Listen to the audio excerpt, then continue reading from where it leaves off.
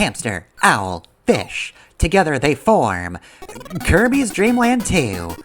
Kirby is also here. Anyway, yes, this is that game I just said the name of, except it's actually a hack by KK0. Kirby's Dreamland 2 Deluxe, amongst a few other things, colorizes the game because it was originally for the Game Boy, and I think it looks pretty nice, so I definitely feel like it's a good way to play the game.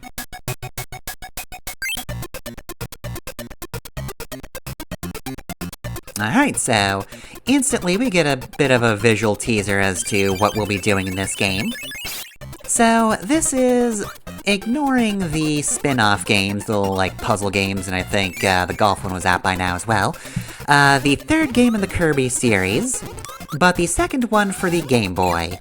I feel like this is important to note, because of course that means we did get Kirby's Adventure between Dreamland 1 and 2.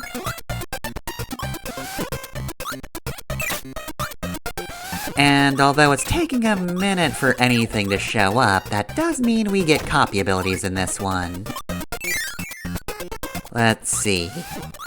Somebody's gotta appear eventually. No, not you. You don't get to be an enemy with power just yet. Alright, so weirdly enough, Parasol is actually our first power. So, Parasol does, well, what you'd expect it to from any other Kirby game. With it, you float down gently, unless you're puffed up, and you can just smack things with the umbrella. It also protects you from projectiles coming from above, in case that's ever relevant. It's not currently, but it might be.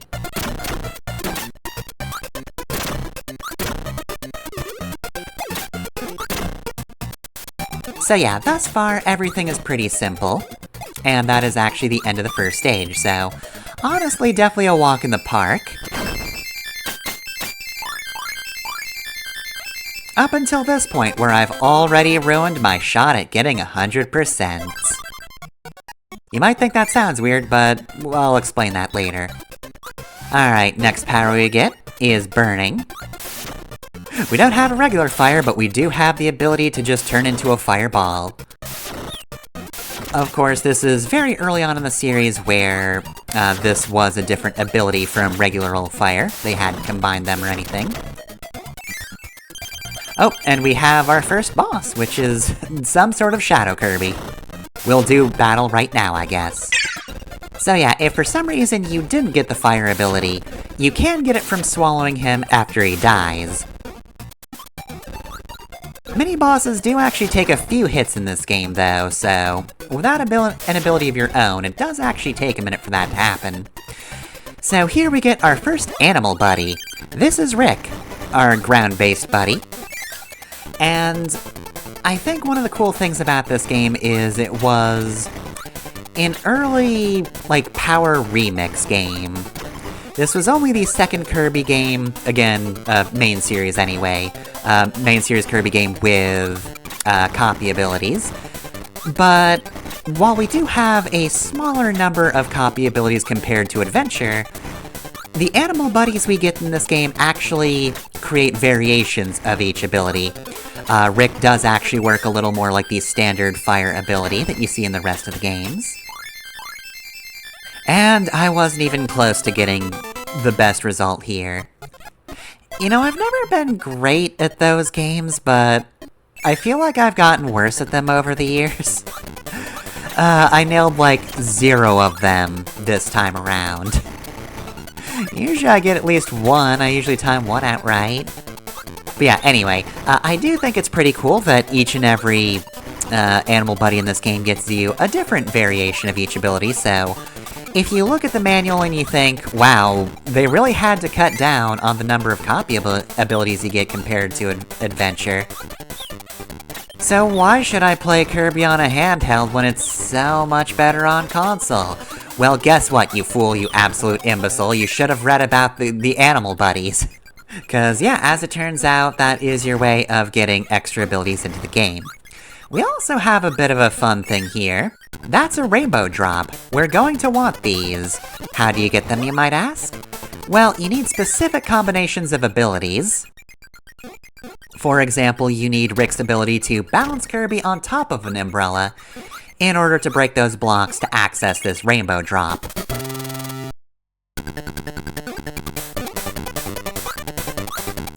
So yeah, we definitely want those. There's one in each world.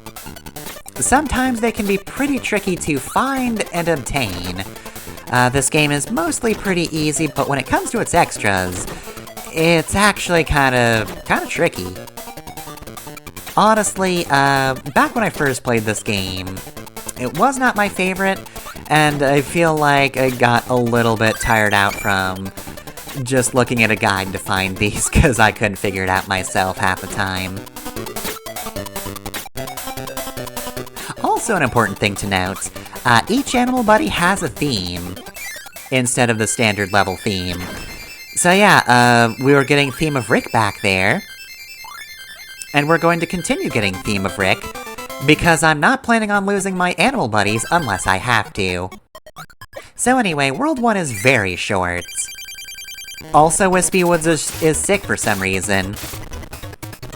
Yeah, so he's got a little mask, and also he's got the anime swirly glasses. We removed all his stuff, that's not good. Wispy was doing his due diligence in not spreading disease by wearing a mask, and also, he was one of the swirly glasses anime characters that, you know, frankly, you see a lot these days about, oh, we don't get the swirly glasses anymore. Well, Kirby didn't help that at all, because he just destroyed a pair of them. The reason you don't get swirly anime glasses girls anymore? It's because of Kirby. So anyway, the first two worlds are very short, so we're actually doing 2 worlds today. We get Big Forest. So we have Rick here. He was our first Animal Buddy. I also called him our land-based Animal Buddy. You can probably guess based on what the other two are, the reason I used such specific language there. But you might also be able to guess who we're definitely going to be getting in this one. Although you might not know them by name. Again, maybe read the manual if you don't know things. I don't know why I'm so aggressive about manual reading.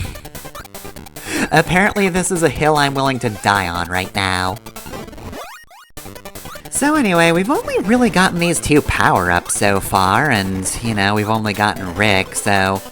Man, if only I could get something new! I was also about to say we were getting a new mini-boss, but no, that was just a Scarfy. Anyway, this is Coup. Coup is our air-based Animal Buddy. And yeah, his fire ability is just our Flame Dash, but as a diagonal down. It's more fun than you would expect, honestly. I do kinda dig this one. So yeah, Coup, of course, also has his own theme. Oh, he also has his own variation of Cutter. Alright, so yeah, Cutter gets you this shmup projectile, which is pretty rad. I feel like I don't really need to show off what Kirby's version of a lot of these abilities look like, because if you've seen another Kirby game, like Kirby's Adventure or its remake, then yeah, you kind of already know what it is. It's just this, but it's only the straightforward projectile. And yeah, that's good. I would prefer to keep our spread shot, please and thank you.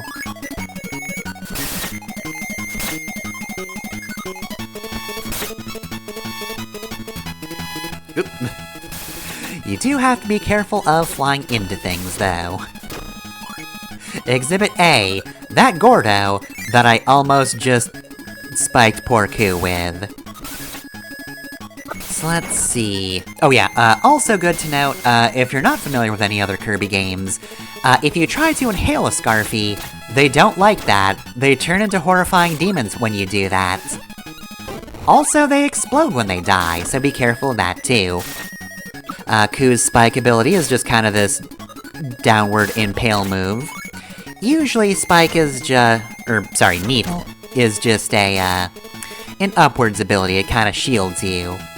Adventure had a bunch of these, it had, let's see, Freeze, it had Spark, and it had Needle. All of which were basically just defensive.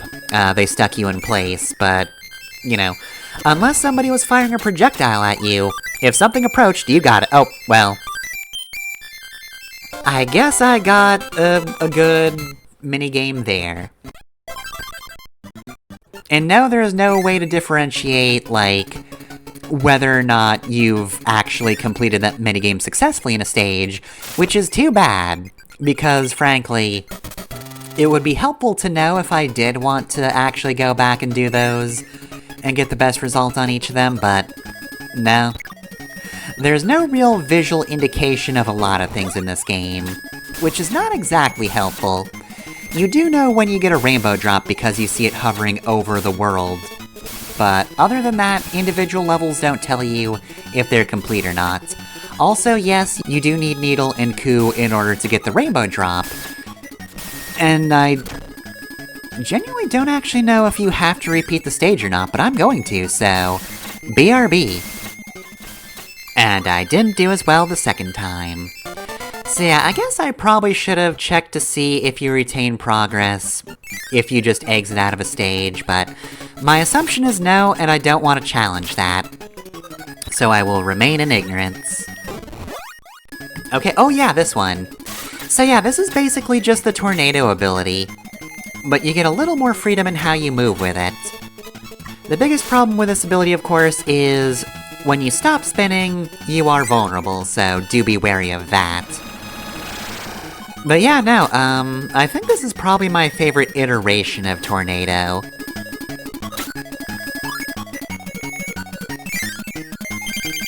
Oh, and hey, here's the Parasol mini-boss. Now let's see, are we going to get the same partner from that bag? Cause yeah, anytime you see the bag up there, that can be one of your 3 partners. However, there is a bit of a mix-up if you happen to get the partner you already have.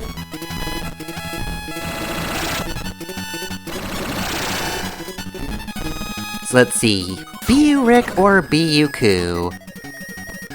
I don't need you. Okay, yeah. So that would have been Coup, but I already have Coup, so instead it's Gooey.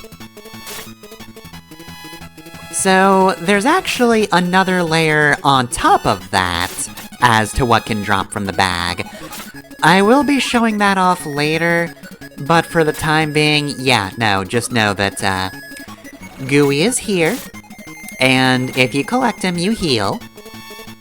Which is not particularly useful for me, because this is a no-hit run. But, yeah.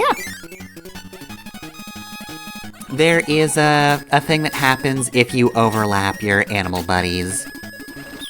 Also worth noting, sometimes there are set animal buddies in bags, and sometimes they're randomized. And you don't actually know what it is until it actually opens. I believe all of the animal buddies in this world are set to Coup, though. This is kind of Cou's introduction. And oh no, we've got a feral hog! At least 2 of them. Which is no 50 feral hogs, but this one throws bombs. Which, on top of being a hog, which is actually a fairly powerful animal, it can throw explosives, which, yeah, no, if you're not Kirby, do not attempt to deal with a feral hog that knows how to use explosives. That's just extra dangerous. If an animal can utilize tools, be wary of it. For example, if some sort of owl-like creature can spin really fast with a parasol, you should not mess with that either. That is also bad. Really what I'm saying is, in terms of power scaling, don't mess with Kirby characters, you would die. Alright, so that's it for the first 2 worlds. Tune in next time for the next 2, because they're also kinda short.